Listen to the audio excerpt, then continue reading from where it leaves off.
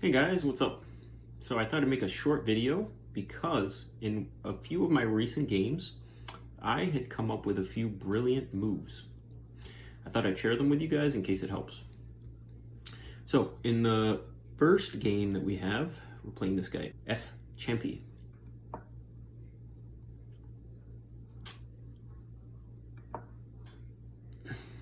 So we have a Scandinavian defense.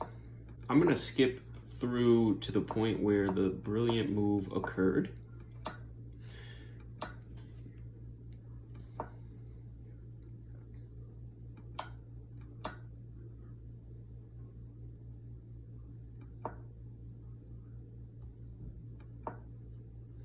Okay, so we're a few moves before the brilliant move occurred. At this point, what I notice is that by the opponent taking with the dark square bishop, I've noticed that if I jump my knight over, it kind of puts him in a weird spot, and it makes it so that I have a dark square bishop and they don't. So they move back, which is a mistake. And then at this point, the brilliant move occurred. So what I was thinking here is I'm looking at the king, and one of these two pieces, the knight or the bishop, might be able to take this pawn and then open up the king, and there could be some problems there. Well, if you look at it, first thing is if you take with the bishop, they can take back, and then you give them a check. But I feel like that's not as good because at the end, you're attacking the king, but you're not attacking the rook. What I ended up doing is if you start with the check,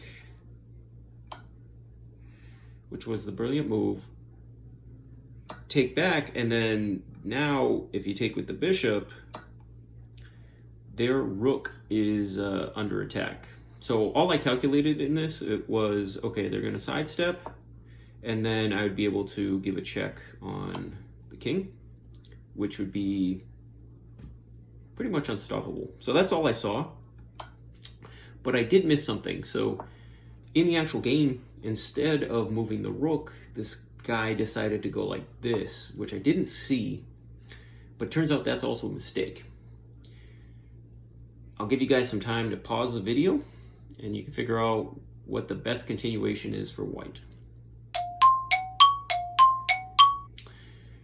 So it turns out what you can actually do is just pin this bishop, and now what happens is the bishop can't move, and the bishop is under attack because there aren't enough defenders. So there you go. I hope that helps you in the Scandinavian. I guess the major tip here is always keep an eye on the opponent's king, and if you can, even if it's a sacrifice, if you can find a way to open up get all the pieces out of the way, could help you win. All right, the next game where I had a brilliant move was... It's actually kind of hard to find these brilliant moves, so that's why I'm sharing it.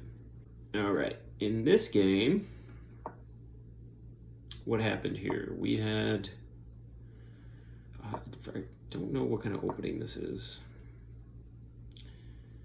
But anyways, it actually turns out it happens pretty early in the game. So the knight jumps out. What did I do? I probably defended with my own knight. Yep. And then I think what I did is I pushed my pawn. Nope. First we developed the bishop. All right. Now, this is actually where the brilliant move occurs. So there's no secret here. It's already on the screen. But the normal approach would be to take back and get forked. That causes you to probably save your bishop and then lose like this. So the net result is you're down a pawn. I saw that, and what I did instead, somewhat stubbornly, is that I saw that their king is under attack. So boom, give a check. They pretty much have to take your bishop.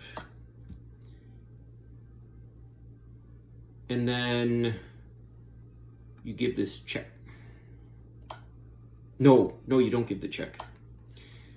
I take back the knight, And essentially we're equal, but now their king is in a very terrible spot.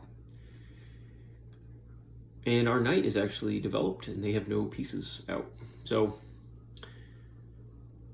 I guess the point here is keep an eye on the opponent's king. And if you end up in this position like so, and they decide to take your pawn, don't always try to recapture right away. See if there's maybe like a cheap check that you can give first, and then take back. I hope this has been helpful. If so, click the like button, subscribe, and watch out because I'm getting better. So